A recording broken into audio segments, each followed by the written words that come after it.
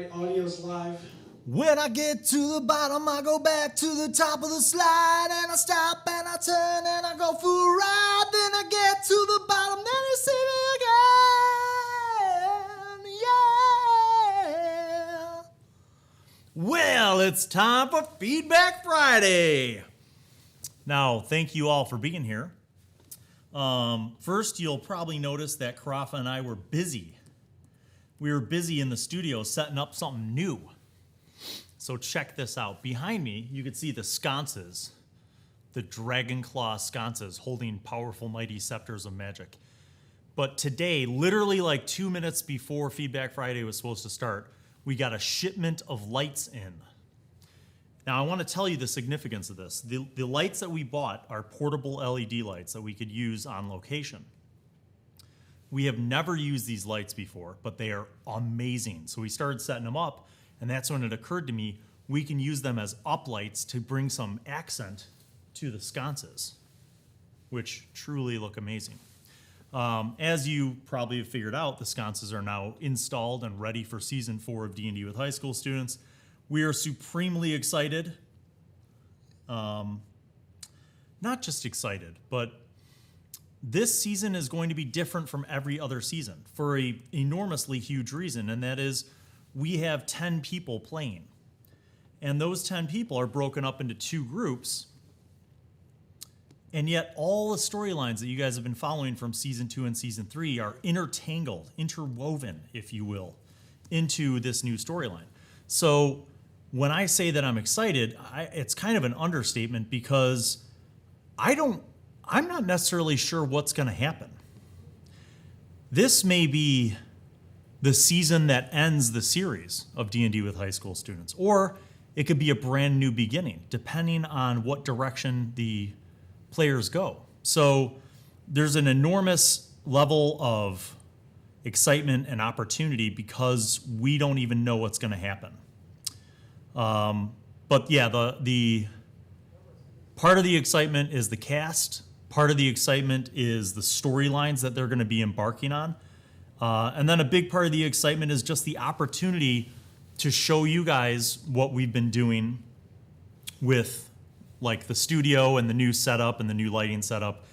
And Karafa has spent a significant amount of time behind the scenes, tweaking things, kind of optimizing things, and making sure that everything's going to be squared away.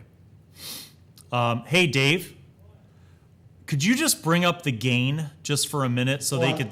I want you to bring up the gain so the background's brighter for a second. Because what I want to do is step out and let them see what it looks like. So we actually built up the set. These sconces have been installed. The shelf of artifacts and objects in the background are we kind of reset all that stuff and added in more lighting. And then the lights on the grid are also kind of changed different a little bit so that you guys can actually get the full scope of the studio. So basically we eliminated the curtain approach and now have kind of opened up the studio. We also brought the table away from the wall, which gives us more room, not only for the players at the table, but more room for the background, so we can emphasize what's going on in the background. So, for example, you could see here we've got the sconces with the awesome removable magical dragon heads with the crystals. And those fit really well. These are for effect, so they're not super bright. I could see them very clearly with my naked eye, but on camera, they don't show up really well. So the advantage of getting these new LED lights is that now we can kind of uplight it for dramatic lighting and show off these beautiful fixtures. The other thing that I wanted to kind of demonstrate was that you guys might not realize this, but a lot of your support is what resulted in us being able to buy these LED lights. So these are not purchased by the school. The LED lights that we have that we just got were actually purchased by the TV club, which is the kids in the program. So, in the first 3 years of D&D with high school students, a lot of you guys donated directly to the club. And I want to say, I don't remember the exact amount, but I want to say that it was almost $1,200 in donations. So that really helps. It really helps in a lot of different ways.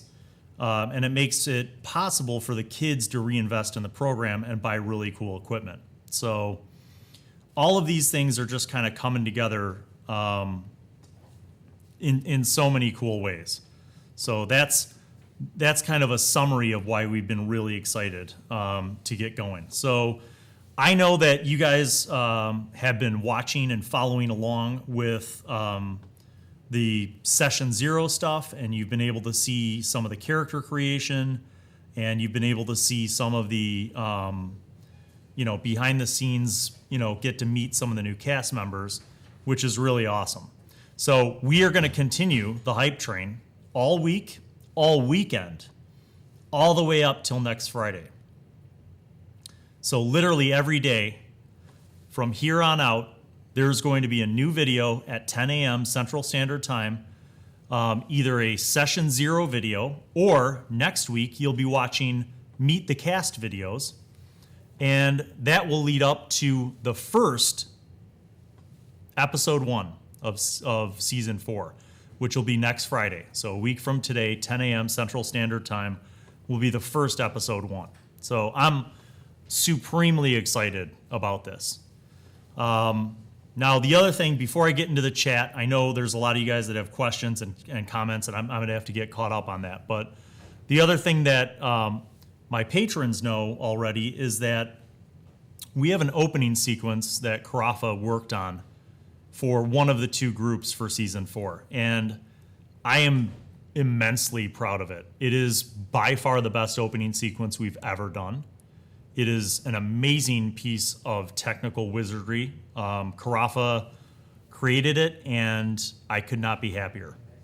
And it totally embodies the vibe of that group. That group is just like fits like a glove. That opening sequence is going to blow you guys away. So I'm excited for you guys to be able to see that finally next Friday. And it's a good feeling to know that we're on our way with that.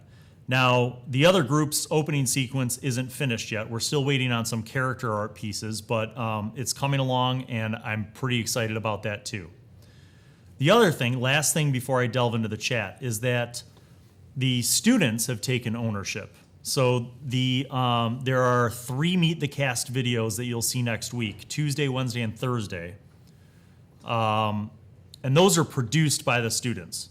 And it's just a little opportunity for you guys to get to know some of the cast members better and to kind of get a little bit more background about their involvement. So, and about their, kind of what I like about how they did it, and I didn't really even coach them that much, was they kind of came up with this idea to talk about what they're interested in and kind of like why they're excited to play D&D. So it'll be cool for you guys to see that before, the campaigns really start, to get this look inside of their minds and get an idea about how they want to do everything with D&D and why they want to play and that kind of stuff. So all right, so without further ado, let me jump into the comments, which are blowing up. So I see that we have a whole bunch of people in the house: Mark Gump, Tricky Troy, DoD Spec Ops, Eric Stearns, The Priory, Isabella, Robert Dogg's Paymaster, Nicholas Holmes, thank you for joining us. Nat Cat, welcome. Let's see, what else we got?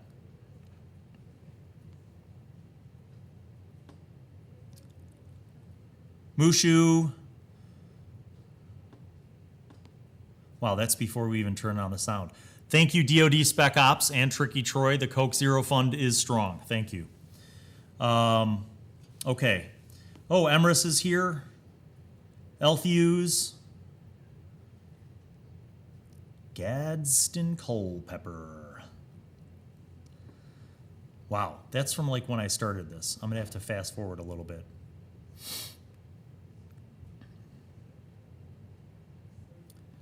Okay. How do you find it harder, or do you find it harder to introduce new players now that they start at level 6? That is a great starting question. So let me address that. You guys might like how things start, or you're going to hate it. I broke from my tradition a little bit because I don't do as much backstory narrative. So the first episode kind of just starts. But there's a really good reason for it, and I want you to understand the reasoning for it. What I'm trying to do with season 4 is a little bit different, and I want you to imagine it kind of like a TV show.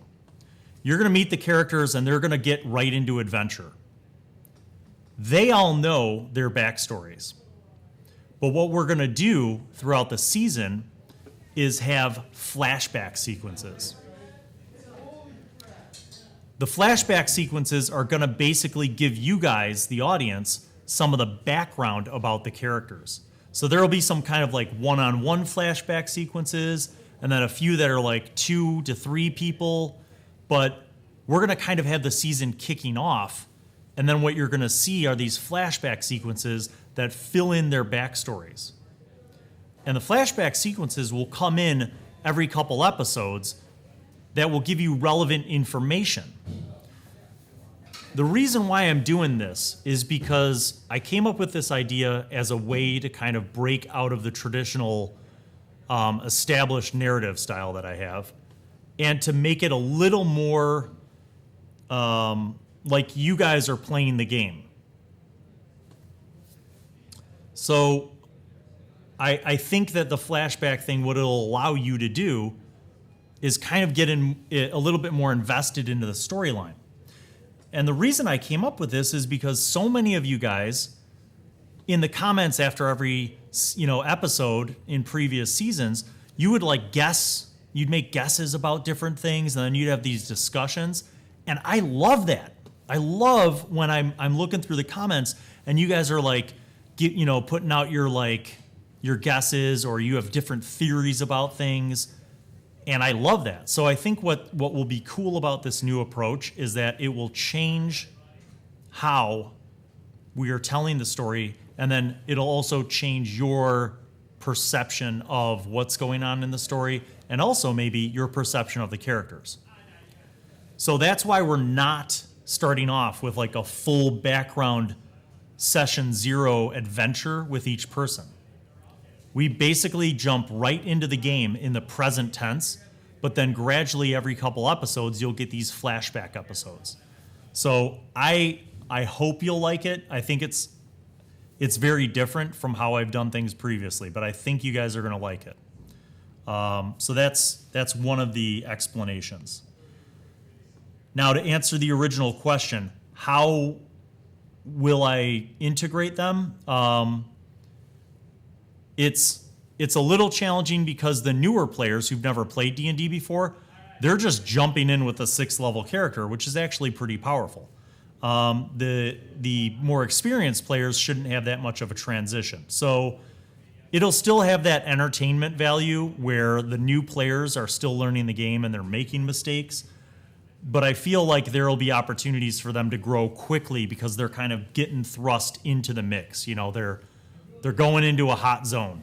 It's baptism by fire, which I also think will be interesting for the pace of the game too. Okay, so let me see. Yes, Mark Gump, thank you. More thumbs up is always good. Robert Dogs saying, I've always been impressed with the high quality of the production. Getting all this new stuff makes everything more professional. Thank you. We appreciate that. And, so much of what we're trying to do is not just a webcam in front of every person like a lot of the Twitch shows. We really aim for a full live multicam television production. So that's why, sometimes the production value is on point. Sometimes it's not. A lot of it does depend on the students that I have working on the crew. So, but that's definitely a big part of it.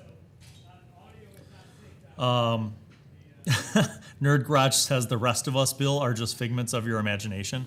That would be kind of a funny game setup. Like, what if the DM was telling a story and just had no idea, that all of it was just in his imagination? Rymore Morris says, please sing again later, Bill. I will honor your $10 donation with a brief rendering of a song. Tricky Troy for the Starbucks fund. Thank you, Troy. So it's cool. You guys, if you like flashbacks, I think you're going to like the way that we do them. We're going to try to make them a little more cinematic in the narrative storytelling sense. And I'm going to try to get the players also to connect more with their characters through these flashbacks. And that gives their characters more of a life that they can cling on to and then try to embody. The other thing that I've done with season 4 is I've really pushed the the players to look at background ideals and bonds and flaws, because I want them to use those things more in their role playing. I feel like that might help them connect their character. So that's kind of another role playing thing that I'm trying to do.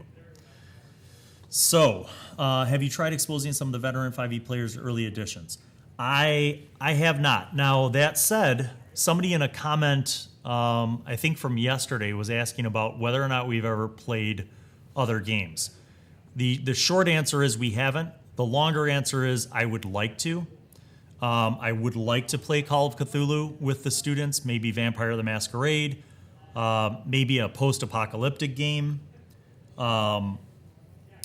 Certainly there are other old school role-playing options. I don't know that I would ever try to teach the high school kids like first edition AD&D, for example. But if I wanted that OSR feeling, I purchased like 8 books from the Lamentations of the Flame Princess line, and that's very much an old school role-playing system. And that's something I would consider. Whether it would be an ongoing campaign or just one-shots, that would depend.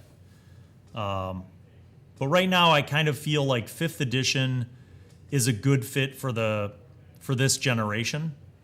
And they've picked it up pretty easily, so I don't want to create too much confusion right now.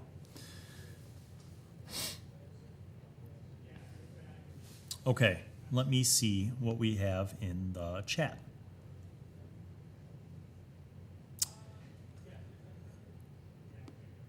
Yeah, Carafa's, well, actually we have Albert here too. So Carafa and Albert are in the control room having a little fun with cameras and settings. So still ironing things out. But we really do like having Feedback Friday here whenever possible, instead of me just using my phone and sitting in the office, because it gives a little bit of the professional vibe too. So let's see, what do we have here? There are lots of theories. Tricky Troy donating on behalf of NatCat. Thank you, Troy. Okay, so I will answer a couple questions. Jared C. has asked, are there any returning players from last season? Yes. So Jenny and Jordan are going to be on one of the 2 groups.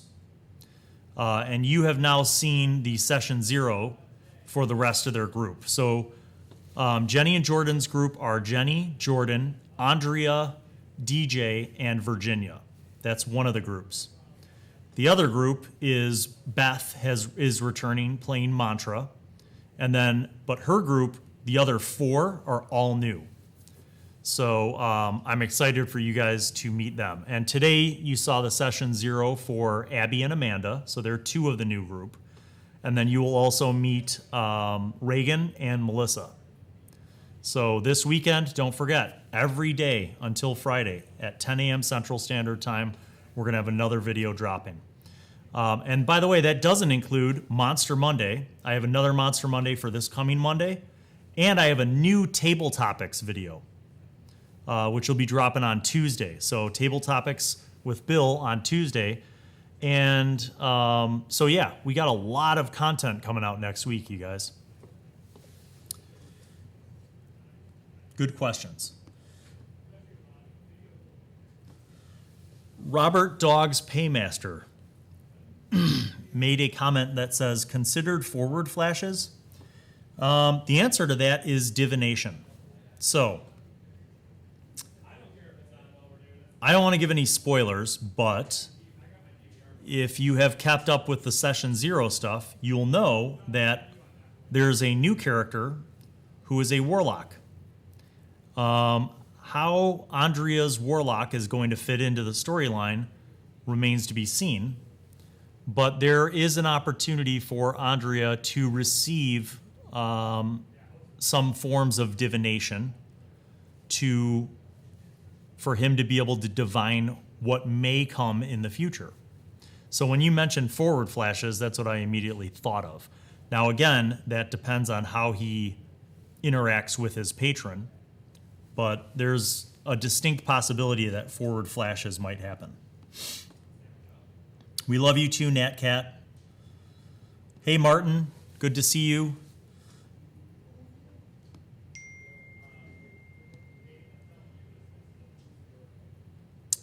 Dun, dun, dun. Yes, flaws and bonds. We do not know of any of you enough that sort of love commitment. The community seems pretty on point. Perhaps you're patient with us. We'll get there. Wow, Brian Bowman clocking in. Brian, good to see you, my friend. Thank you.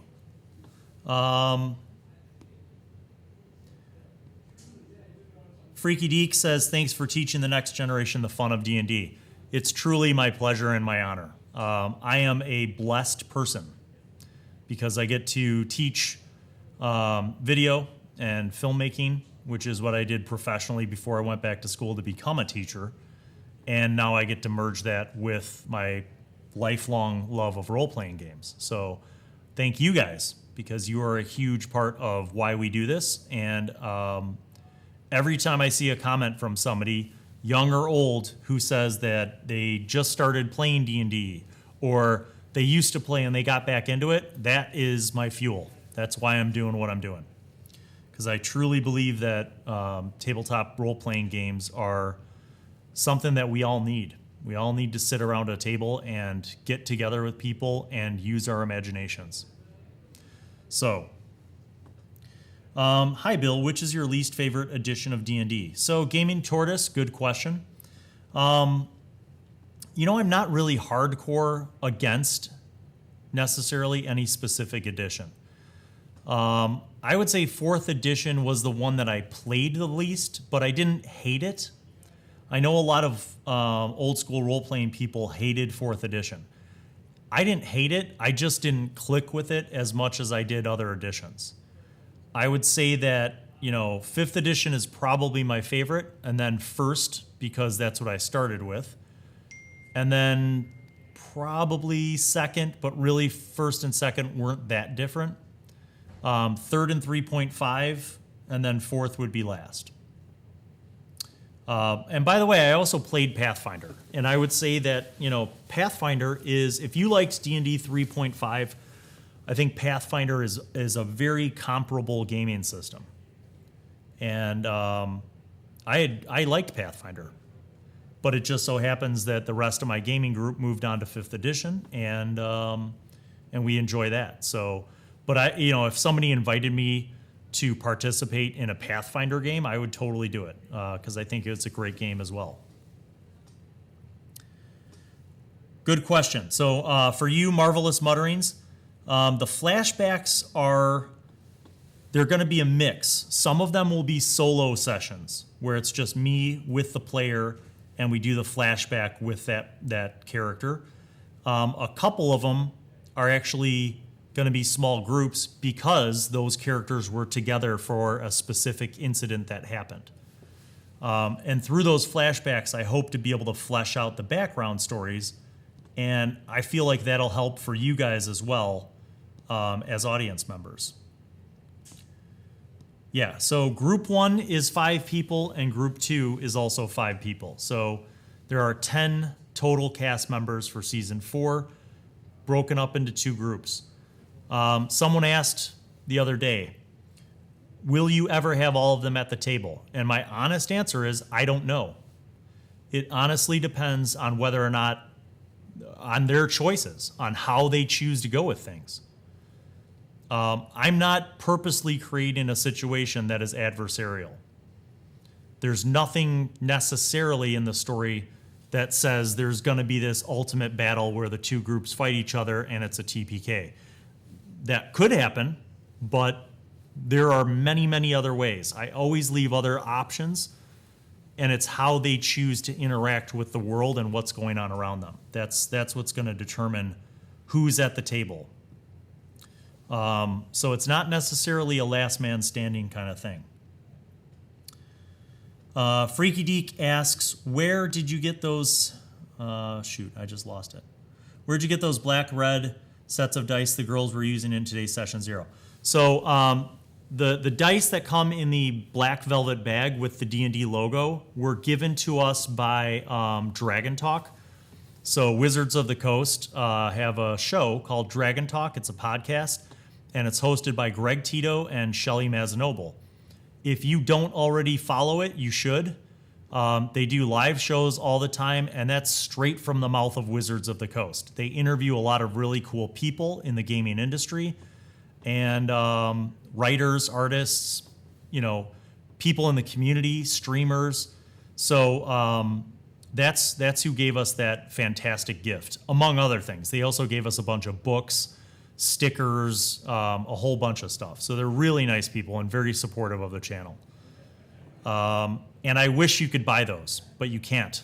They did a certain select amount of those dice sets, and they're not available for purchase at this time, at least. When do we get the cooking show?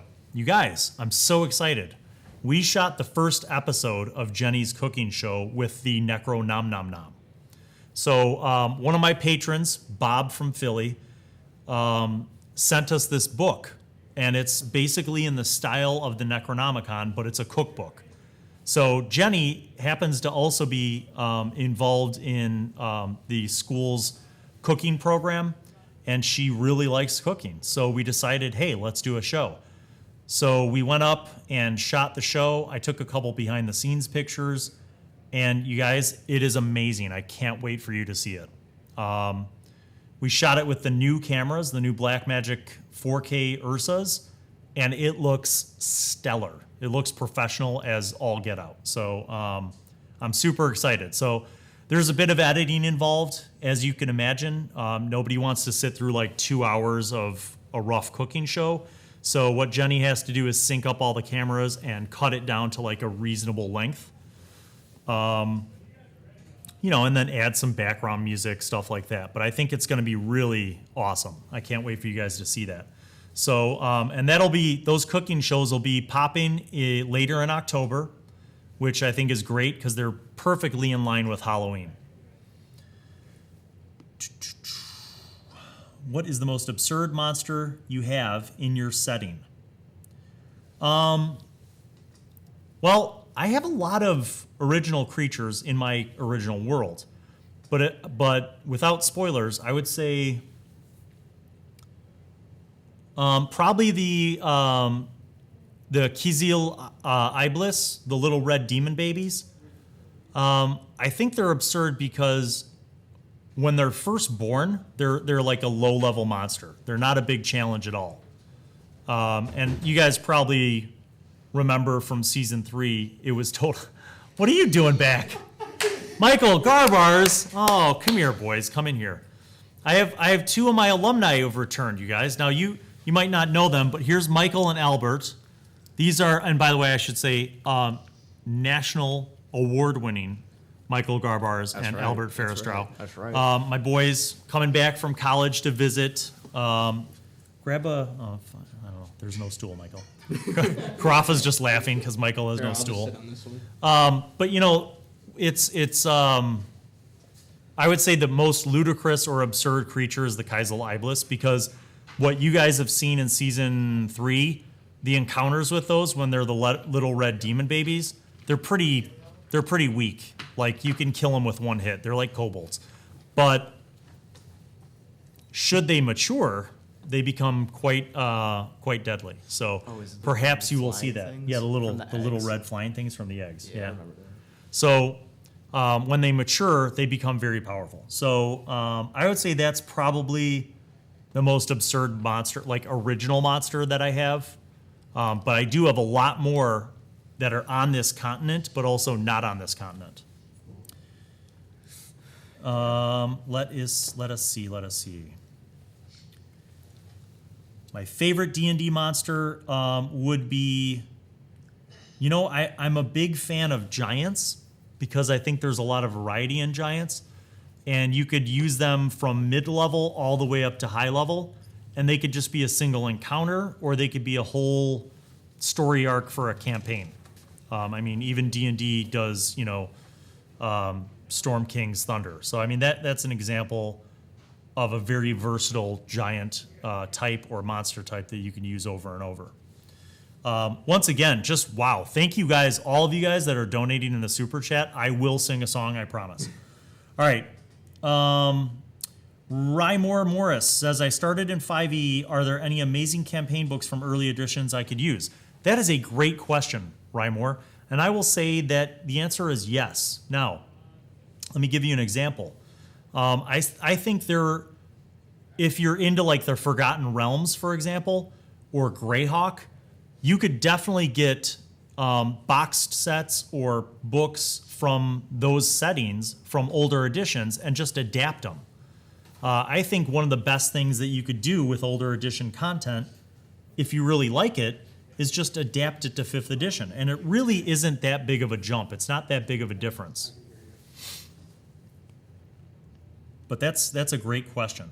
Brian says, would you let Warforged into your campaign? Brian, on the continent of New Wolf Oatmai, the answer would be no. But there is a place, there's a continent in my original world where I do have, I don't want to call them Warforged because that's not exactly what they are, but something similar. I have a sentient race whose souls are bound to constructs, and they can take various forms. But that is only on one continent of my entire world, and my original world is actually about the size of Jupiter. It's a massive super world. So some of the continents that I have in that world setting are essentially built for higher level adventures. Now, do I have anything like Eberron? No, I don't. And there's a reason for that in the storyline, because in my original world, divine magic is much more powerful than arcane magic. And the gods have limited arcane magic significantly in most of the settings in my world. Okay, that essentially answers that question, maybe, or it doesn't. Emrys, may God be with you if you have to DM 10 players in a session at once. You know what? God will need to be with me, because 10 high school people talking over each other is probably going to make my head explode. But it might happen. It might happen. Scrotman says, did you propose to your wife based on a dice roll? No. So funny thing about my wife is we started dating in 1996. We've been married for 19 years, and she has never played a role-playing game with me. Ever.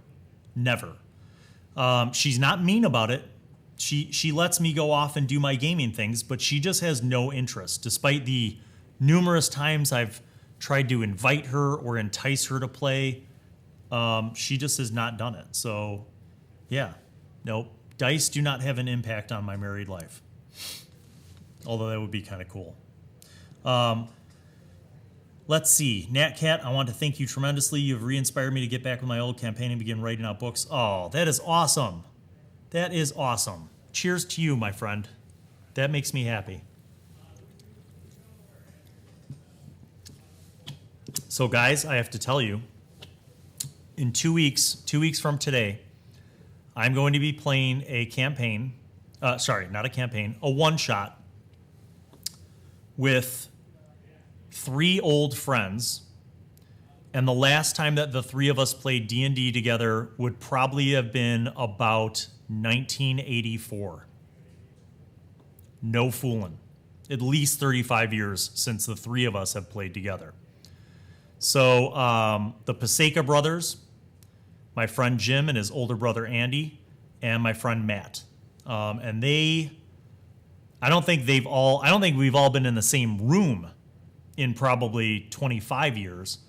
And we definitely haven't played D&D together since the early 80s. So I'm honored and I'm excited to be running this game. Now, I'm going to ask them if they're cool with putting it on video. But if they're not, I have to respect their wishes, and then we'll just play the game. But if they are cool with putting it on video, you are going to see some true old school role-playing kicking in. Jordan Cole. Hi, Jordan. It's Jordan, everybody. Oh, Brian, don't worry, buddy. I know. I'm behind on a lot of things. In fact, just so all of you know, I still have all the prizes from the 20K giveaway. They're all set aside. I just haven't had a chance to mail them out, but I will, I promise. You guys will get your stuff. Jordan is on a bus in downtown Chicago right now. Oh, she's on the art field trip. Have fun, Jordan. Jordan's here. Jordan's in the chat. Scotty Marish. Both of my groups, the one I play in and the one I DM, seem to be floundering. Trying to get 5 people together on the same schedule sucks. Yes, it does, Scott Marish. That is one of the biggest reasons why I wasn't able to continue my adult campaign with my friends, because people moved away and it just became nearly impossible. So Jared asks, is it going to switch off episodes like group 1's the first, group 2 is the second? So initially, yes. Initially, it's going to switch off episodes. So every Friday, you'll see a different group. But then at a certain point in the storyline, we're going to have a double dose. So we're going to have a Friday and a Saturday episode in the same week. And my guess is that'll probably kick in November and carry on through the winter. So it'll be pretty exciting. Let's see. I'm really behind in the chat. Sorry, guys. What do you think about good or metallic dragons? How do you use them? Maybe chromatic and metallic dragons could be cool. You know what? I'm getting there. That's a good question. Eventually, for Monster Monday, I'm going to do a whole series just on dragons. I have a lot of thoughts, as you can imagine, about dragons. And how you can use them traditionally and not traditionally. But I'm going to share an example with you right now. So, and some of you guys might have heard this story in previous Feedback Fridays, but my grown-up group of friends, my gaming weekend guys, who we meet once a year for a weekend and we play games. When my friend Dan was running a game, and the setting was Forgotten Realms, but it was in an alternate timeline. And to tell a really long story short, we had to figure out a way to defeat a demigod who was also an arch wizard. And the only way to do that was concocting this mega recipe of magical items. One of the things that we had to get was the gizzard of a Tarrasque. And we had to bring that gizzard of the Tarrasque to a gold dragon. The gold dragon was an ally, but at the same time, the gold dragon was also going to be giving up its own life essence to basically fuel the magical energy of our spell. So we were 17th level in 5th edition, and we spent hours planning out how we were going to immobilize and incapacitate this Tarrasque long enough to harvest its gizzard and then cast a very high-level spell to put it back to sleep. Suffice it to say, the plan went off. People almost died, but we succeeded.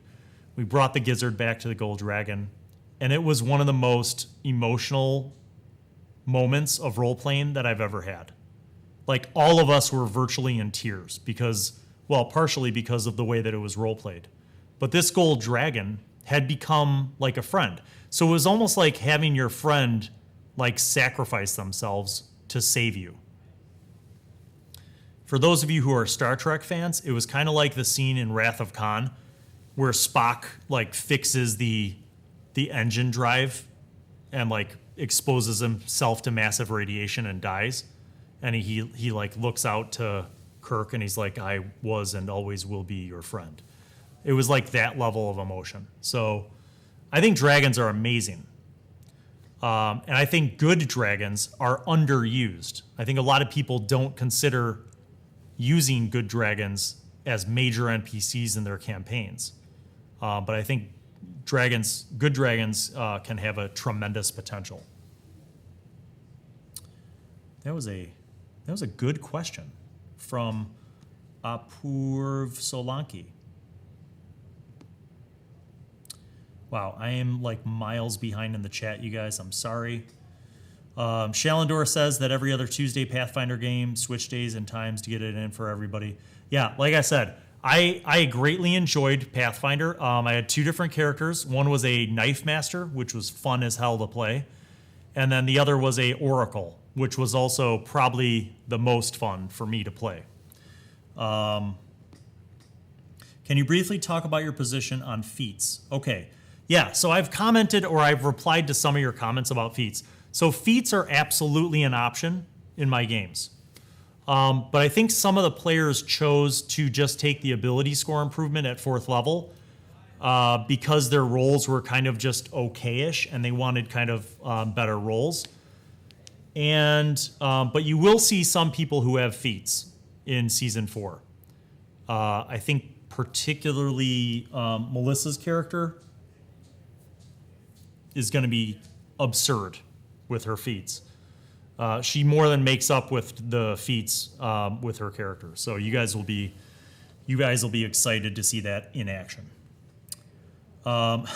Tricky Troy casts minor illusion of a spider on Bill's shoulder. I like spiders. I'm not afraid of spiders, unless they bite you and melt your skin, like those brown recluse spiders. I don't like that. But I like normal spiders.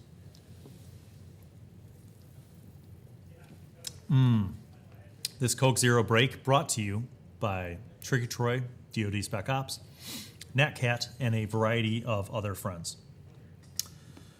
Let's see here. Whatever happened to the red egg in Season 3? Good question. I know what happened to it. And you know what, Jared C., good for you for remembering that, because nothing in my game is there on accident. Everything's there for a reason. Yes. Just you wait. Hi, Andrew.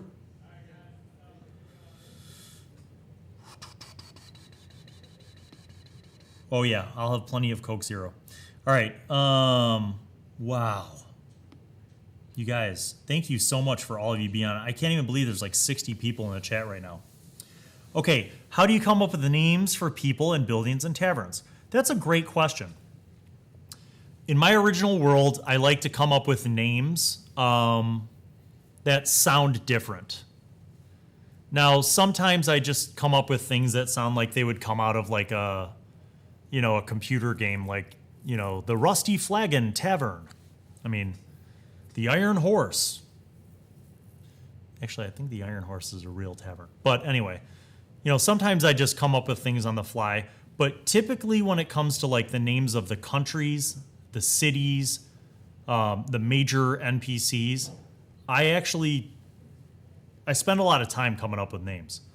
Part of that is because it's part of the original world, and I want the names to be different from kind of just your standard like medieval European things, like, Lord Richard. That's boring to me.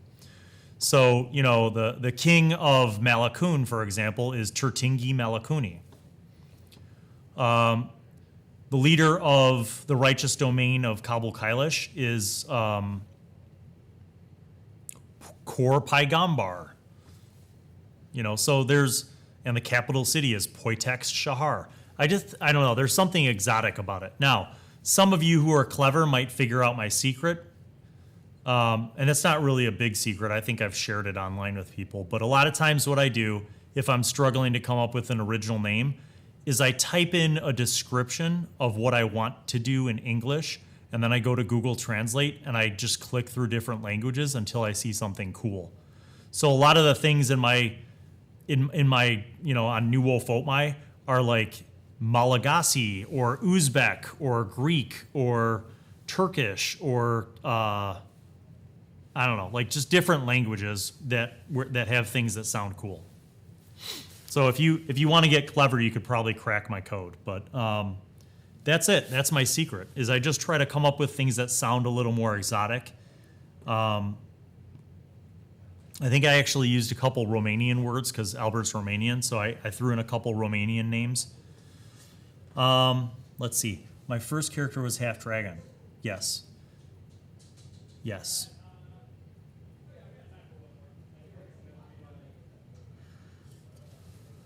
Yeah, Tarrasques are indeed scary. But yeah, I think that just going back to the dragon thing too, there's so many other variations on dragons too that are fun. You know, I mean, technically, like kobolds are little tiny dragon descendant people, and then you have the race dragonborn. You have lizard men. You know, you've got all these kind of saurian creatures. So yeah, there's a lot of things that you can employ with that. The Filthy Kraken. That's a good name. That is a good name for a pirate's hangout there, Shalendor. I like that. Scotty says, the party is now carrying around a black or bronze hybrid egg with them. Yeah. Evil laugh indeed, my friend. Evil laugh indeed. Brian Bowman says, is there anything D&D you would like or need? So I haven't yet finalized minis for the new players. Melissa has one for her human monk. We actually found it at our friendly local game store, and it was like a perfect fit. She loves it. And then a couple of the other people actually have their own minis. So Jenny actually is going to have a video coming out of her painting a mini. And I think she does a really good job, you guys. I can't wait for this video to pop because she kind of, did a time lapse, sped up time and showed like the whole thing. But she really got into it. And so Jenny and Jordan are kind of getting into mini painting. So they are looking at either doing like buying a Hero Forged custom mini for their characters and then painting it themselves. Or we might, if I already have minis and they just want to customize it, we might do that. Or I've talked to DoD Spec Ops about painting some of the minis that we have. So I know DJ, you guys have met DJ. He's the one who's making the Goliath Barbarian. I can't wait to show you his mini because, like I said, Jenny is really into it, and I think you guys will like it. So let's see. How many hours do you spend preparing content? Do you just have a massive tome of Bill Allen future campaigns? That's a great question.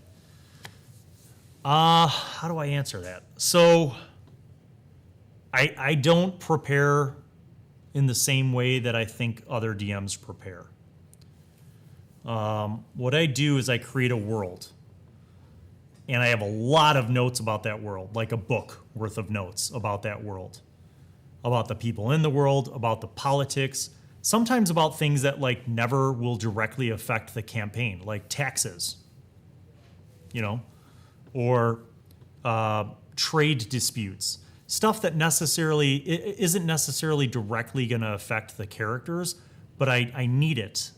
So I create a world, I get as much detail into that world, and then I just stew on it, like all the time. If I'm in I'm in the shower every morning, I think about D&D.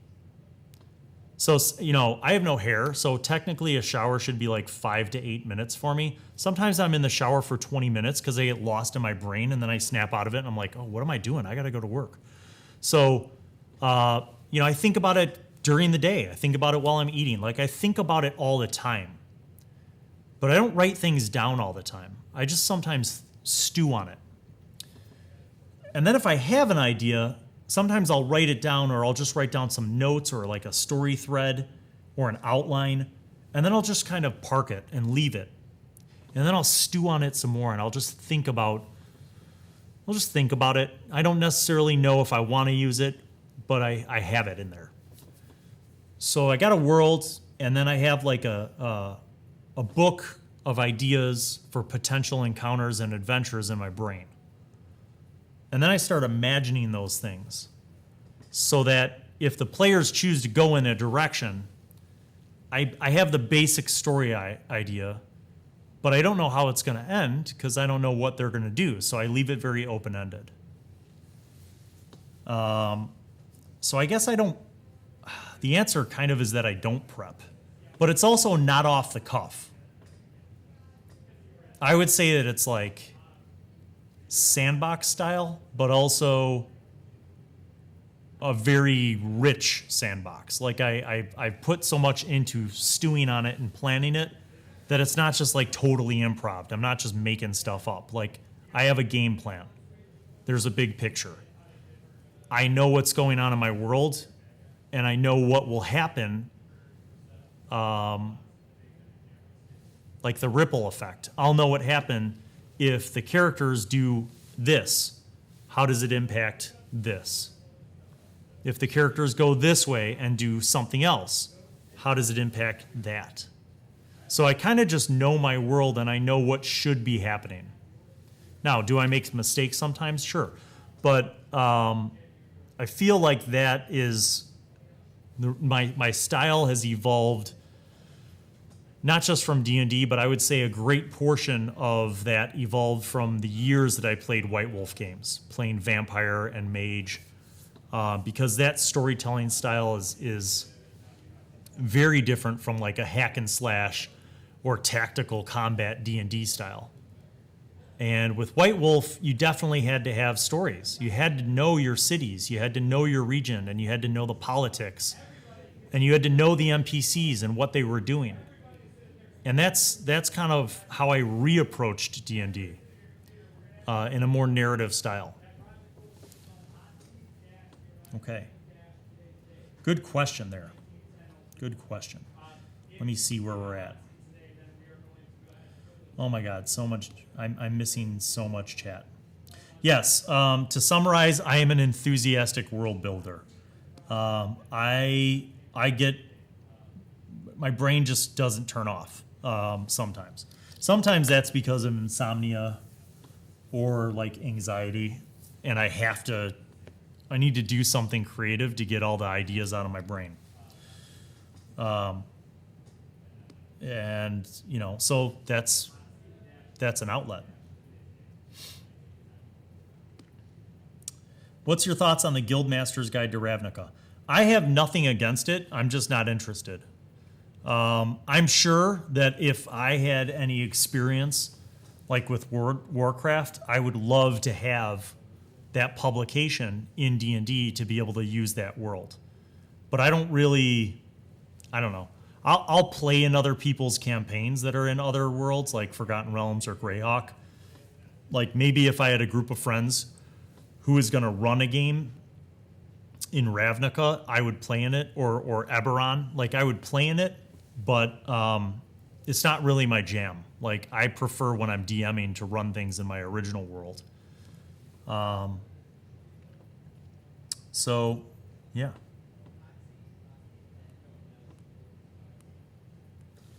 Bill, have you thought about using a sound person in the background to make sounds like creaking doors? Yes. So we actually have Sirenscape, but whether or not we use it is going to come down to the students. So if we do it, I want to make sure that the students are really invested in it, like that someone's going to be dedicated to listening to the narrative that I'm telling, and then kind of DJing the sound effects and the background sound. Do I think it's possible? Absolutely. Do we have the technology to integrate it correctly? You bet we do. So I'm hoping that that'll be something that we have in season 4. Good question. That's a great question. Yes, as DoD has pointed out, My patrons and I have endeavored on a massive project, which will eventually be turned into a gaming supplement book that hopefully we will be able to kickstart in early 2020. And it's just been amazing. And I think you guys will really dig it because it is exactly what I do when I'm building things in my world. It begins with one little seed and then it grows out from there. And the Lagos project has turned into this amazing, rich source book that could contain thousands of adventures and campaigns in one book. It's truly astounding. So I can't wait for you guys to be able to see that.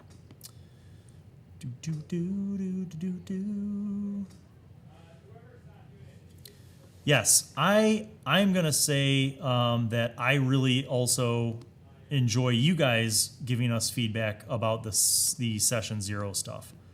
I know a lot of you had the questions about feats. One more time, just to be clear, feats have always been an option in my games. Some players choose them, some don't. I think you'll see that some of them have chosen feats, and we'll see how they use those feats in the game. But I'm pretty excited. For Sounds of Pain, just hit Carafa with a stick. Just build a Foley room. How hard can it be? Actually, we probably could, but I don't have space for a whole room, but we could probably build a little Foley soundstage. That'd be kind of fun if I had like a few students who just had a bunch of like Foley props and they actually did live sound effects. But I would settle for just a kid with Sirenscape on a laptop piping in the effects. So hopefully we'll be able to get that going. Will you have some ideas or rules for how crafting should work in D&D? Yeah. I would say that there's already quite a few options for how crafting can work. It depends on really how much you want to make it a part of your storyline. Typically what I do is I make it a downtime activity, but if somebody's like hell-bent on crafting something during the game, then maybe they do it as long as they're like explaining how they do it and when they do it during a short rest or a long rest. What I do is kind of keep tabs on how many successful rolls they've made. And then over the course of the completion of the project, I determine how many they need based on what they're trying to do. So let's say that they're trying to craft a extraordinarily well-crafted object. You name what it is, I don't really care. A piece of jewelry, okay? An amulet. If they succeed 3 times, actually I might decide they need to have 5 total successes, right? Once they've achieved the 5 total successes, then they have finished this extraordinary item. Now, if they want something that is a good quality item, then they only need 3 successes. If they want something excellent, they need 4 total successes. So I don't have them make those rolls all at once. What I do is I have them explain how and when they're doing it. Now, if it's downtime between adventures, I will give the player the opportunity to say to me how they're doing it and to explain where they're doing it. Are they doing it in a shop? Do they have appropriate tools? And if they do that, I'll just have them make 1 roll, but I'll let them make it with advantage. And if they get the success, then they've made the object. So that's kind of how I handle, that's my homebrew version of crafting. Thank you, Scott Marish, I agree. The background, I must give credit to Carafa. He has spent a lot of time redesigning the light grid in here and the background, and I must say it is excellent. So I'm looking forward to many more games in the room. Let's see. Are you going to make an announcement video when the Kickstarter goes live? Yes, of course we will. We will not only make an announcement video, we're going to have a teaser for it. We're going to have some interviews. We're going to have some samples of the writing and some samples of the artwork. And we're going to have a bunch of incentives, not only stretch goals, but add-ons that you guys will be able to do. And we're pretty confident that the material will be more than substantial enough for the price point. But to be honest, we haven't started phase 2 where we're shopping around for the price points. So, once we hit the first quarter of 2020, we'll be starting to talk to printers and looking at the best options for printing, but also for shipping, because many of you are not in the continental US. I want to make sure that whoever we go with, that we're including the reasonable cost for shipping overseas as well.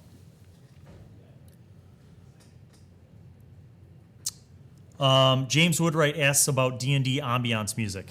I have a video on the channel about music, and I put a bunch of links on there. But if you aren't familiar, I will tell you right now that my go-to for gaming music is the Feichter brothers, Derek and Brandon Feichter, Feichter. If you look them up on YouTube, they have a combined channel, and then each one of them has their own channels. They have amazing gaming music. Now, you cannot reuse it in your live streams unless you have permission from them, but they are very nice. I've actually talked with them about licensing their music, and their pricing is absolutely reasonable. I want to say that the entire music library was $500, which is, they have hundreds of hours of music. But if you're just a recreational player and you're looking to have like a 2-hour mix on in the background, you can load up a bunch of their playlists and have hours and hours of gaming music. So yeah. Hey, Chris Dorsano, tuning in from True Focus Productions. If anybody needs any video, corporate video, or event video coverage in the Midwest area, don't forget to contact True Focus Productions, TRUFOCUS Productions. True Focus Productions provides supremely good quality video production for all of your video needs in the Midwest. So contact True Focus Productions for your video needs. This Coke Zero, sponsored by Tricky Troy, DoD Spec Ops, and Brian Bowman, and NatCat, and some other people. All right, let's see. What do we got? Have you thought about signing copies and donating the proceeds to Extra Life? Yes. So, actually, it's funny you bring up Extra Life. So after I did the Gary Gygax house game, I made a profile for my local Chicago area Extra Life chapter. And my goal is over Christmas break to run a holiday super stream and invite some special guests. So some of which might include some of the people that you saw at the Gygax house. And that would be a charity stream for Extra Life that we would do here in the studio with a bunch of friends. And maybe some of the alumni from D&D with high school students, season 1 and season 2. So, yeah, that would be during Christmas break. So in that week between Christmas and New Year's Eve. I don't have a firm date for it yet, but that's what we're looking at doing. So, wow, DoD Spec Ops, kicking it. All right, buddy, this is for you.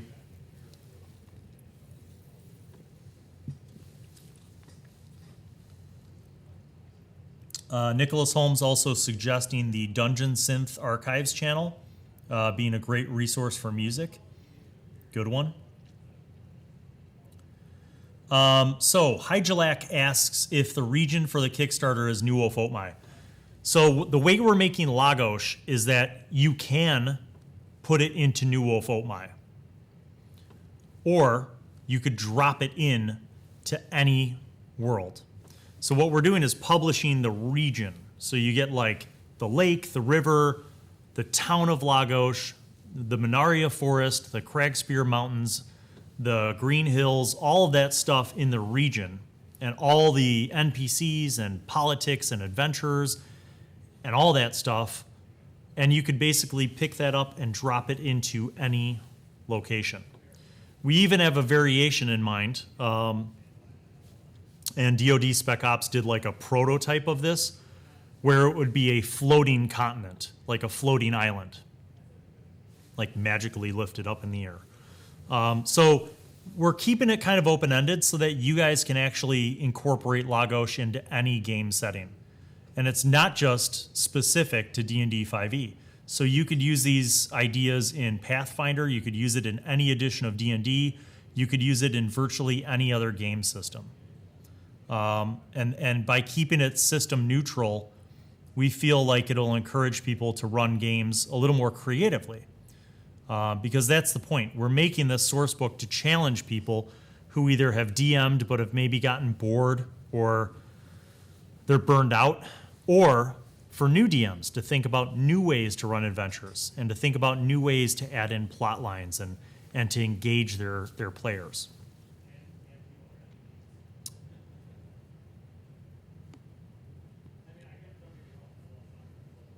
So, yeah, and the other reason I want to say this too, the other reason why I've been very feeling strongly about not tying the Lagos project specific to D&D is because there are ideas in there that are not connected directly, but that are influenced by the content in my original world.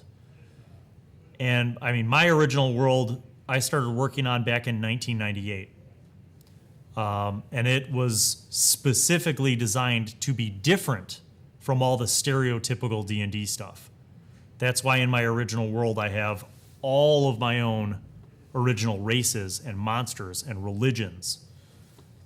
Even some of the magic in my original world and how interaction with divine people, divine powers, divine magic, that works a little bit differently. I created my own custom mechanics for it. So I feel like that's another reason why I really want to keep the Lagos project system agnostic or system neutral so that anybody can incorporate it into any setting that they desire that's basically fantasy based.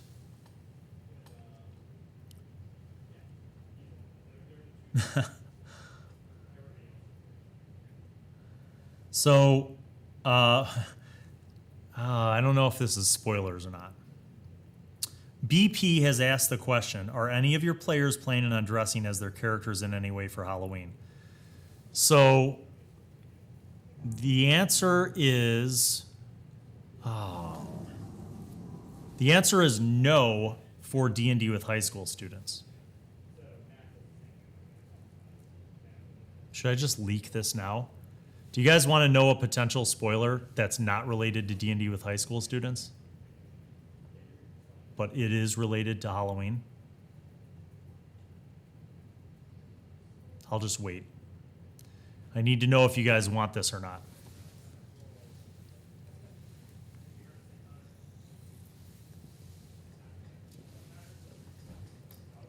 I think the stream's about 30 seconds behind.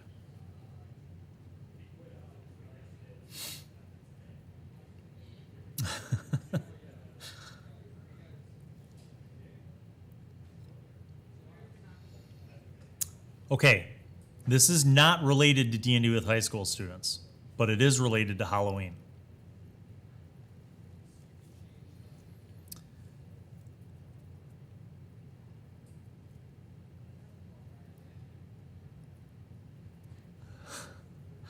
All right, I'll tell you.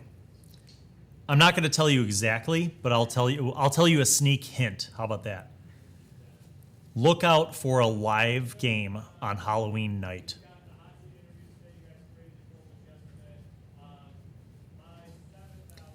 A live game on Halloween night. I'm not going to tell you what game, and I'm not going to tell you who's in it. But I will tell you that there will be costumes and music and gaming fun.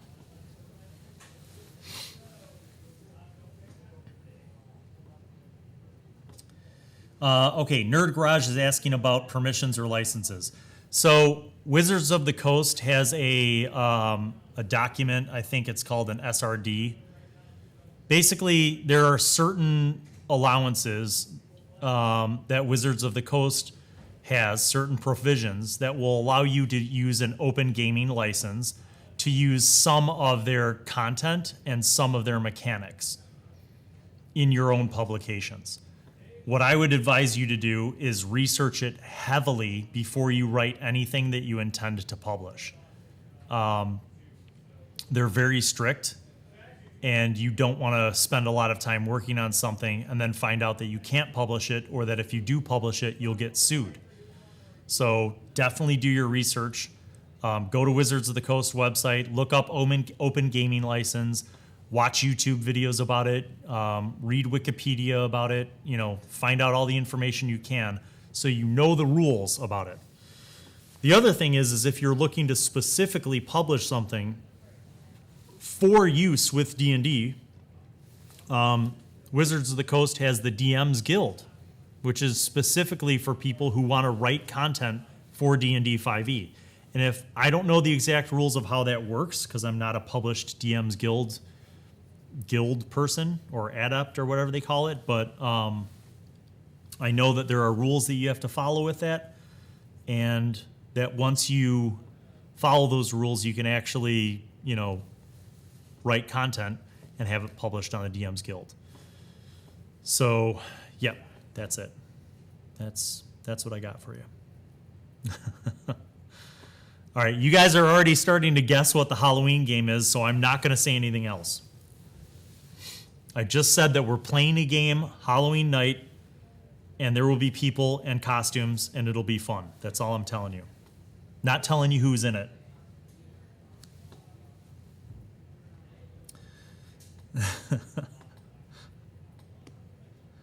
Yeah, I think the priority is correct. I think the profits for the DM's Guild publications are split.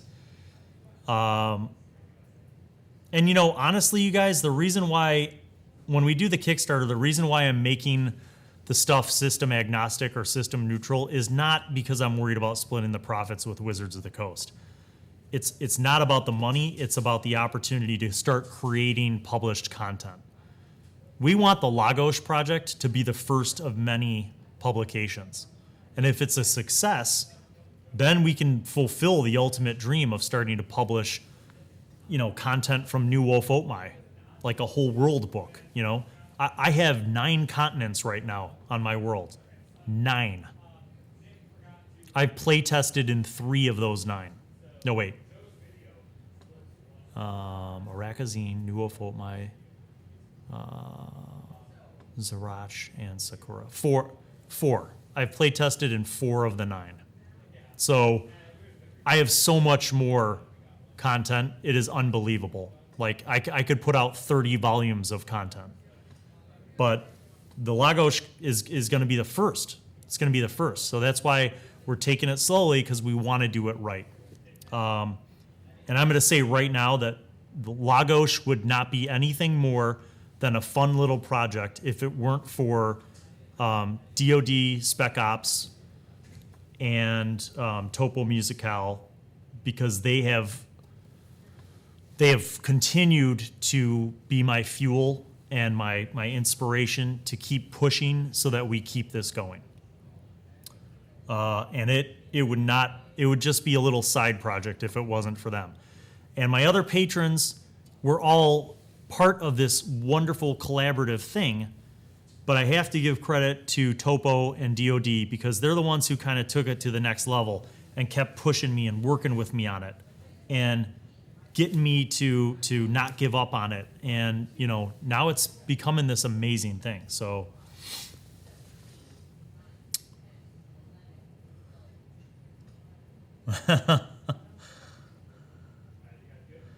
Rymore says, I want to see a full costume of Maximilian.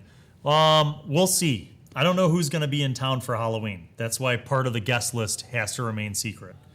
But I have reached out to some people that you guys would remember. So we'll see if it all comes together. All right. Kukrox asked, whose idea was it for you to ask the school to be able to grade students on a media project that essentially is just you guys playing D&D? Because that person is a genius. It was me.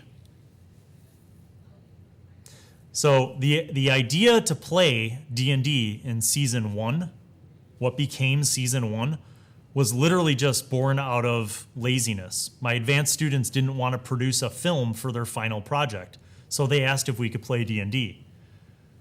And at first I said no, but then I said yes, because I realized that it was a great opportunity for them to actually have to produce a show in the studio that was very different from like a news show or a talk show or a sports show.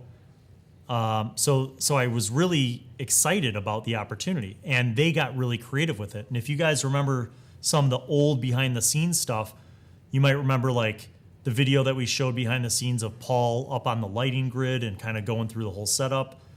So much has evolved since then.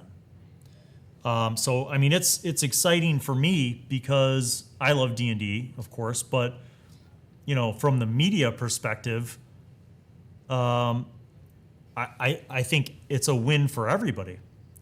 I mean, our gaming content is one of the biggest reasons why we've maintained this connection with Blackmagic Design, and why we're still getting free equipment and free software from them. And that saves the school thousands of dollars. I mean, it's why I was one of the keynote speakers at the Blackmagic Design booth in Las Vegas last April, speaking about our program in front of hundreds of people at the biggest convention for film and video in the entire world. Me, talking to people about how our high school uses Blackmagic equipment. So, you know, I think if there's any people who doubt it, I would counter their doubts by saying, what's the problem? This is a win for everybody. I mean, you have students who are having an opportunity to develop like media production and post-production skills with, you know, live gaming content that they don't get anywhere else. There's no other high schools doing what we do. There aren't even colleges that do what we do. We do what we do so good that the professionals are hiring us to do it at the biggest and best gaming conventions. I mean, we are the official crew for Gen Con. We are the official crew for GaryCon. We might be the official crew for a lot of other big things coming up. So some of you guys know Nerdarchy, for example, and you may even know that Nerdarchy is having their own convention in 2020. Guess who's going to be the video people there? So I think it's a great opportunity for my students, and it's a great opportunity for them to see that what they're making can be of a professional level that's up here, can be top tier, top quality, and be award winning and be recognized for all the stuff they do. Hold on, real life is calling.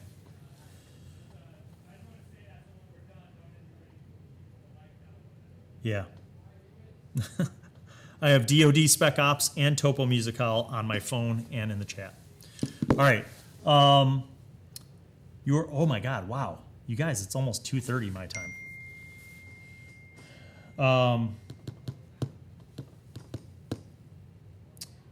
Yeah, I would agree. Mark Gump, my feedback has been nothing but good.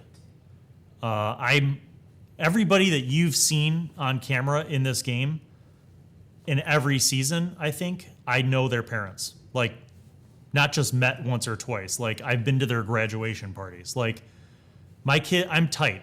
My kids are like my family. And I still keep in touch with, I think, basically all of them. And they're kind of all spread out all over the place. But, you know, I think the parents have seen the same value that I've seen in these experiences. Like the fact that I've been able to take these kids to GaryCon and Gen Con, and these kids were like the official crew. They have like crew badges, and they're walking around. They're going up, putting microphones on like Matt Mercer and Joe Manganiello and, you know, Stefan Picorni and Luke Gygax and Satine Phoenix and, you know, every big name in the industry who's a streamer that was at Gen Con or at GaryCon. Like, we're there. We're the crew. We're in the same room working with them. And all of those professionals are always like, holy crap, I can't believe these are high school kids. They really know their stuff. Yeah, because I train them, because we work with them. And the best way to learn, just like your parents always said, practice makes perfect. And this is an opportunity for them to do that. So, like I said in the beginning, man, I'm blessed to have my LTTV fam and the kids and the crew and the staff, and you guys supporting it all makes, a world of difference. Yeah, so.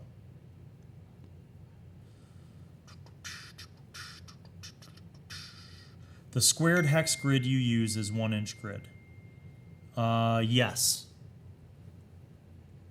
I haven't used that grid, the green one from season 1. Is that what you're talking about? I haven't used that in a long time. We still have it. But recently I've been using those Frontline gaming mats because I just like the texture and the full color images. Have you had any parents concerned about their kids playing D&D? No. Fortunately, I'm sure if this was like 1985, they'd be like, that game is the devil. That's what I grew up in. I grew up during the famous satanic panic of the 80s. In fact, here's a personal story. We went down to Florida to visit my sister and my brothers and got down there. And, you know what? I actually can show you this. Do I have it in here? Stay tuned. I'll be right back. I'm going to show you the actual thing. Go ahead. You guys rotate around for this. I'll be boom. I want to do something.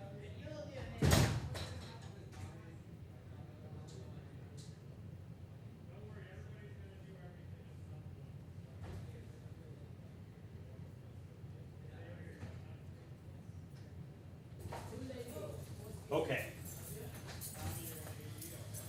So let me think. This would have been God, how old was I? 10?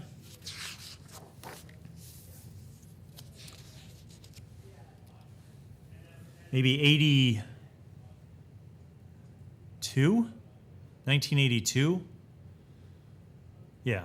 So it was about 1982. I was like 9 or 10 years old. We went down to Florida to see my sister and my older brothers.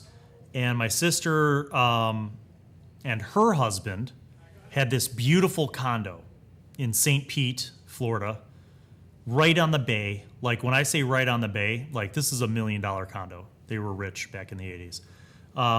They were right on the bay, and you'd open up the sliding glass door from their condo, and there's like a patio, and then 50 feet of grass, and then you're on the beach. It was gorgeous, right?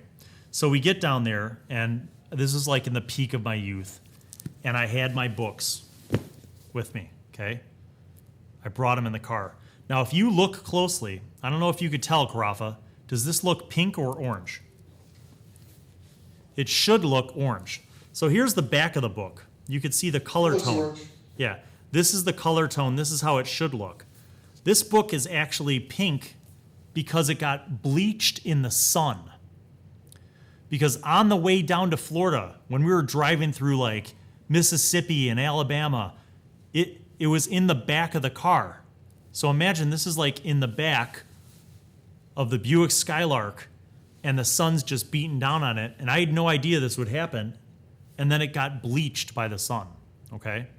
So fast forward, we're at my sister's, and we're gonna stay over there. Me and my brother are staying at her house. My mom and dad and my other brother were staying at my other brother's house. So we sleep overnight, and the next morning I get up, and I go to get my backpack with my D&D books, and I can't find it. So I'm like, man, did I leave it in the car? I'm like looking all over their condo for it, right? My brother-in-law is out at the jacuzzi. Like he's having his coffee and reading the paper. It's the morning. And so I find my sister, and she's just waking up. I was like, do you know where my D&D books are in my backpack? And she's like, Michael didn't want those in his house. And I was like, what do you mean? And she's like, he put them outside. So sure as shit, I open up the screen door and I look outside, and off of the patio are like bushes, and my backpack's sitting in the bushes. He just put it outside. And I was like, what the? I was like furious. I was like, what? And I'm mad, So I go in, I get my backpack and I go inside, and I'm like, why did he do that? And she's like, well, he thinks those are those books are of the devil. And I was like, even at 9 years old, I was like, that is the biggest hunk of BS I've ever heard. So for the rest of the vacation, I had to keep my D&D books in the trunk of the car. Now, what's funny is that my parents had no problem with me playing D&D. In fact, my mom always said that when I really started getting into D&D, that my reading scores and my math scores in school went up between first grade and third grade. Like first grade, I was kind of like slightly below average, but by third grade, I was like 3 grade levels ahead in reading and math. And she always said that it was because of D&D. And I kind of agree because I read so much. I read the books. I would read those like old choose your own adventure books that some of you guys that are older might remember. All those old like D&D books, Dragon magazines. I was constantly reading and then playing and constantly doing calculations. So, yeah. I don't have any complaints from parents nowadays about playing role-playing games. I think they know that it's kind of just a fun thing. Plus, we're in a gaming renaissance right now. Like everybody's kind of getting into role-playing games, and it's kind of a fun thing. So, yes, Hero Quest. That's another game from back in the day. Or some of you guys might remember Talisman. Talisman was yet another fun game that we played back in the day. God, we had so many hours and hours of games. Hours and hours. All right, guys. Well, it is nearly the end of the school day, which means I got to get going. But before I go, I got to conclude with the actual topic that's in this title, Carafa. It's about dual wielding. So there was a thread going around about dual wielding or two-weapon fighting. And it's evolved through different editions of the game. But I want to go through what the Player's Handbook in 5th edition has to say about two-weapon fighting. So let's start off with the description under the fighter class for two-weapon fighting. Two-weapon fighting. When you engage in two-weapon fighting, you can add your ability modifier to the damage of the second attack. Now what that means when you take that fighting style as a fighter is that you've got a main and an offhand, right? Your main can wield a normal one-handed weapon. Your offhand has to wield a light weapon. And you don't get to add in the damage modifier when you're attacking with your offhand. So if you attack with a dagger and you hit, you just roll 1d4. That's it. But if you have the fighting style as a fighter of two-weapon fighting, or other classes might have that option, then you do get to add in your damage modifier for that offhand weapon. The question came up about several times, okay? So Rangers also get two-weapon fighting as an option. But let's look at the actual mechanic for it. So if you're following along at home, this would be in the Player's Handbook on page 195. When you take the attack action and attack with a light melee weapon that you're holding in one hand, you can use a bonus action to attack with a different light melee weapon that you're holding in the other hand. You don't add your ability modifier to the damage of the bonus attack unless that modifier is negative. If either weapon has the thrown property, you can throw the weapon instead of making a melee attack with it. Now here's one thing that I need to reread. This is kind of mind-blowing, you guys. When you take the attack action and attack with a light melee weapon that you're holding in one hand, you can use a bonus action to attack with a different light melee weapon that you're holding in the other hand. That's a huge departure from previous editions. In older editions of D&D, like 3rd and 3.5, you could have your main weapon be a regular one-handed weapon, and your offhand weapon had to be a light weapon. But like you could have a long sword in one hand and a dagger in your other hand. But what this is saying is that both weapons, if you're going two-weapon fighting, have to be light. That's huge. So here was a question that came through a comment to me. This was, I think, from a fan that messaged me on either Twitter or Instagram. And it was basically saying like, hey, one of the players in my party wants to make a samurai and use two swords. Can he do that? And I was like, well, no, for a lot of reasons. Then I explained, first of all, traditionally, a samurai had a katana, which is a longsword, and a wakizashi, which is a short sword. And they trained extensively in it. That was one longsword, one short sword. So that short sword maybe would be the light weapon. But then I further explained that this hand, the longsword, is not a finesse weapon because their player also wanted to use dex instead of strength. So I said to do that, you would have to have weapons in both hands that were finesse and had the light property. So with this in mind, let's take a look at actually what weapons are optional in this. Because I think it's kind of mind-blowing to me that 5th edition just has that in there and it seems so understated.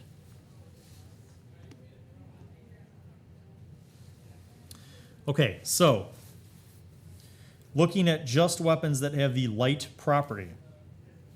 A rapier is finesse, but it's not considered light. So you cannot have a 2-weapon fighter with a rapier and something else. Technically, by the book, rules as written, you can't do that. I didn't know that. Okay, so thank you, Istvan. So then we get to the feat of 2-weapon. Hold on, let me pull that up. So on page 170, no, sorry.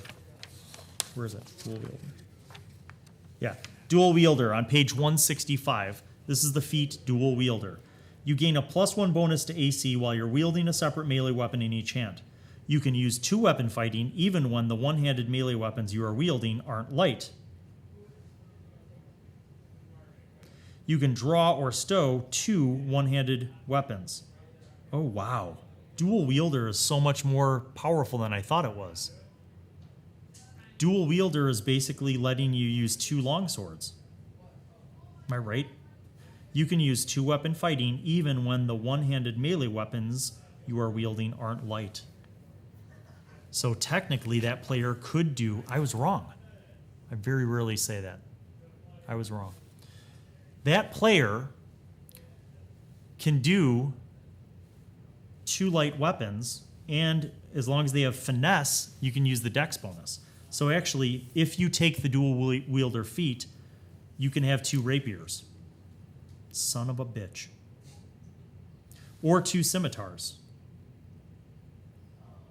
Or even 2 longswords, but it wouldn't be finesse, so you wouldn't be able to use dex. But you could take dual wielder and be a strength-based fighter and have 2-weapon fighting and have 2 longswords. Am I reading that right, guys? Yes. Or, like I said, if you wanted finesse, you could use 2 rapiers and have a dex-based character. But you have to, the only way to do that then is to have that dual wielder feat. Dear Lord. Yeah, basically a swashbuckler.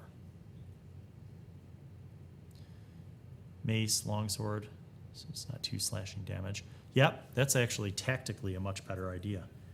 You can vary, so you're not just piercing. You can have one that's slashing, one that's piercing.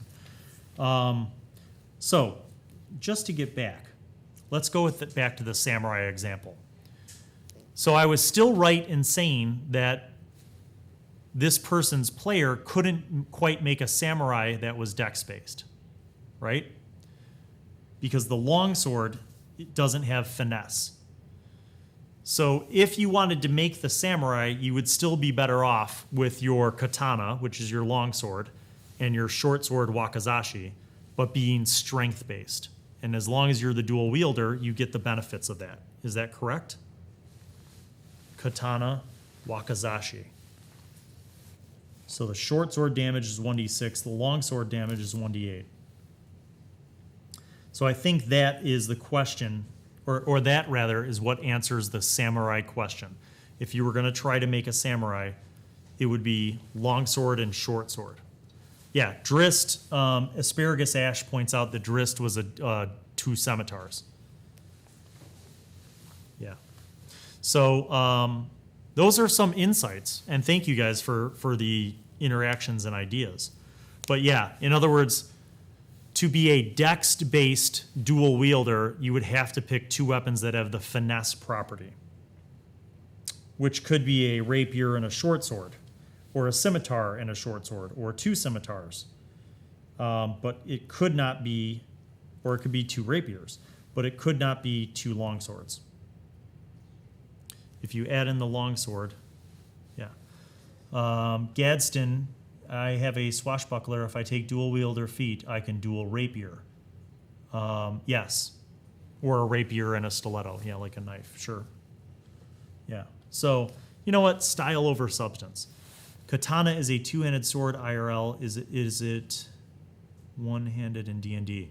You know, that's a good question. In previous editions of D&D, I would assume that a katana would be more like a bastard sword, where you could use it as one-handed and it only does so much damage, but if you use it two-handed, it does more. And they have changed, they took out bastard sword altogether and made longsword into what's called versatile. So you can use the longsword one-handed for 1d8 damage, or you could use it two-handed for 1d10 damage. So the closest 5th edition equivalent to a katana, I believe, is a longsword. Indeed. Yes. Yeah, I think it would be versatile.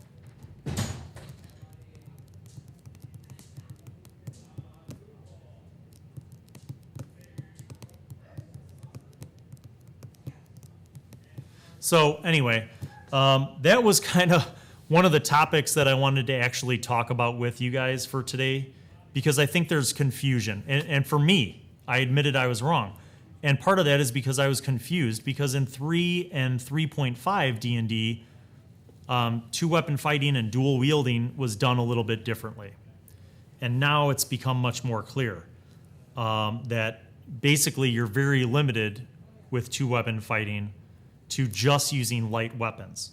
Now that said, you could still make, without that dual wielder feat, you could still make somebody who is a 2-weapon fighter and uses a scimitar or a short sword, because they're both finesse based and they're both light. And it means that you're doing 1d6 in each hand, which I think is a great option. So, you know, if you're thinking about a dual wielder and you don't really care about a longsword and you're willing to have light weapons, there's nothing penalizing you there. But both of those weapons have to be light. But if for some reason you're like, I want a battle axe in one hand, or I want a longsword, or I don't know, what's something else? A warhammer. If you want something else in that main hand and it doesn't have the light property, the only way to be able to do that then is by taking that dual wielder feat. So, yes. An unfair question. Do you have a favorite student player from the D&D with High School Students series? Yes. I do. I mean, they're all my favorites, you guys. I love them all for different reasons. But if I had to choose, I know who. And you might be able to guess too. But that's it. School's over. The bell is rung. So I love you guys. Thank you once again for tuning into Feedback Friday and for such an awesome level of participation. We had some great discussions going today. So thank you all again. But before I go, I promised I'd sing a song. I promised I'd sing a song. People paid money. I'm not going to let them down. Not going to let you down. Not going to let you down. Give me 1 second.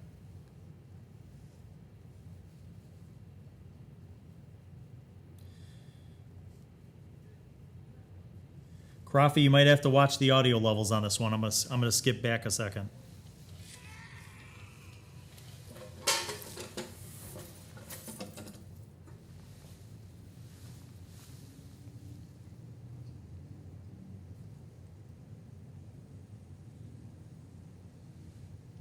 Come on.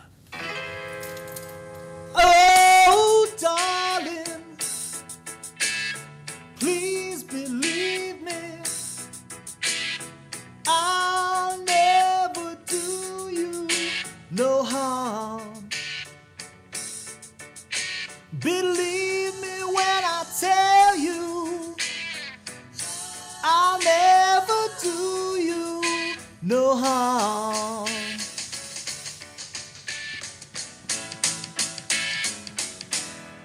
Oh, darling, if you leave me,